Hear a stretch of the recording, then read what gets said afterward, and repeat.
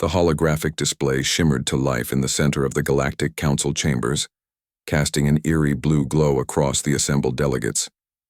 High Admiral Zexthul of the Hegemony stood with characteristic arrogance, his forearms gesticulating dramatically as he addressed the council. Esteemed members, Zexthul's translator rendered his chittering into standard galactic, the time for diplomacy has passed. The human colony worlds have refused our generous terms of surrender. They dare to defy the might of the hegemony with their primitive vessels and outdated weaponry. Murmurs rippled through the chamber.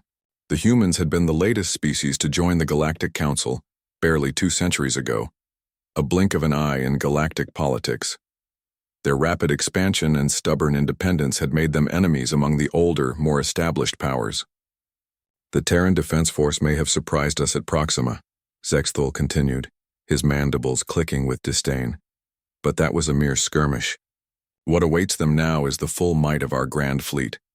12,000 vessels strong, equipped with quantum disruptors and reality shapers. No force in known space has ever stood against such power and survived.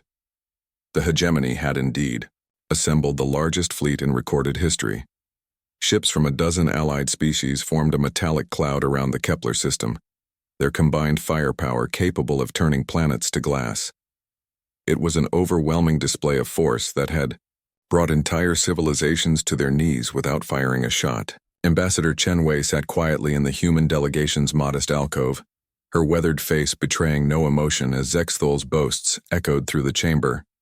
At 93, she had lived through humanity's first contact, their admission to the Council, and now what appeared to be their final hour. The humans have 48 hours to surrender unconditionally, Zexthul declared, his voice rising. After that, we will demonstrate why the hegemony has ruled this galaxy for 10,000 years.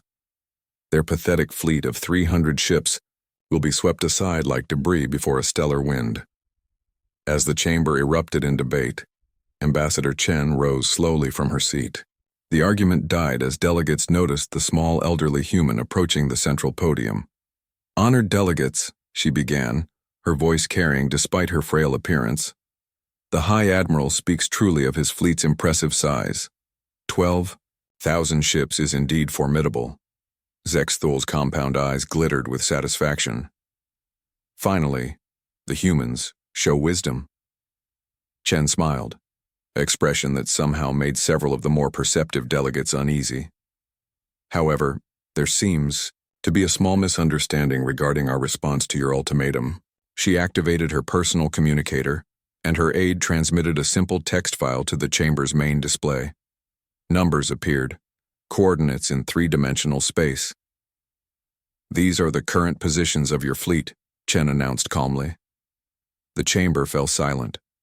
Several species' military advisors began frantically checking the coordinates against their own intelligence. Slowly, faces turned pale, scaled or changed color in species-specific expressions of shock. The coordinates were precise. Impossibly precise. They listed not just the position of every hegemony vessel, but their exact formation, squadron assignments, and even the locations of supposedly secret supply depots hidden in asteroid fields. "This is impossible," Zexthul sputtered. "Our fleet positions are classified beyond your clearance level. Our ships use quantum encryption that your primitive computers cannot." "We have been tracking your fleet since it began assembling 3 months ago," Chen interrupted gently. "Every ship, every movement, every communication. Did you truly believe that the species that gave the galaxy quantum entanglement communication and neural link computing couldn't crack your encryption?" She gestured to the display, where new data began appearing. "Your flagship, the Hegemony's Pride, currently has a minor fusion leak in its 3rd engine cluster. The crew hasn't noticed yet, but it will cascade into a critical failure in approximately 6 hours if not addressed. Shall I continue with the other 11,999 vessels?" The chamber erupted in chaos. Delegates shouted questions and accusations while military advisors huddled in desperate conferences. Through it all, Ambassador Chen stood serenely at the podium. Zexthul's translator struggled with a stream of what could only be expletives before he regained composure. "Surveillance is one thing, human. But you still face 12,000 ships with 300. Mathematics is universal. Chen's smile widened. Oh, Admiral, you misunderstand. We're not facing your fleet with 300 ships. She paused, letting the silence build. We're not facing your fleet at all. New data cascaded across the display. Trajectory calculations, velocity vectors, and most terrifyingly, impact predictions. Your fleet is currently positioned in the debris field of the Kepler 442 system, Chen continued conversationally. What your sensors read as simple asteroids are actually the remains of 3 planets we relocated during our terraforming experiments, remarkably unstable when subjected to the right gravitational frequencies. The blood drained from faces across the chamber as the implications became clear.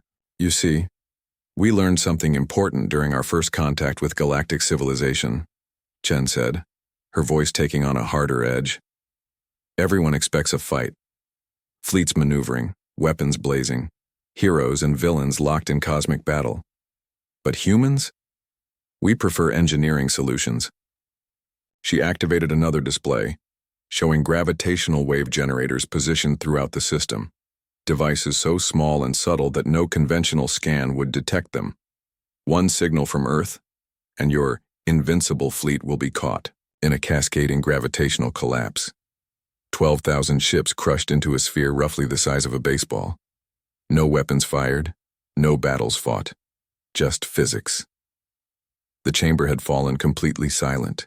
But we are a generous species, Chen added brightly. We'll give you 48 hours to withdraw your fleet to a safe distance.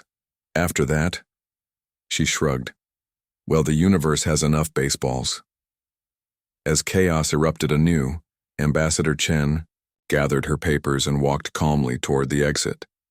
Behind her, the mighty hegemony fleet began its panicked withdrawal, 12,000 ships fleeing from an enemy that had never intended to fight them at all.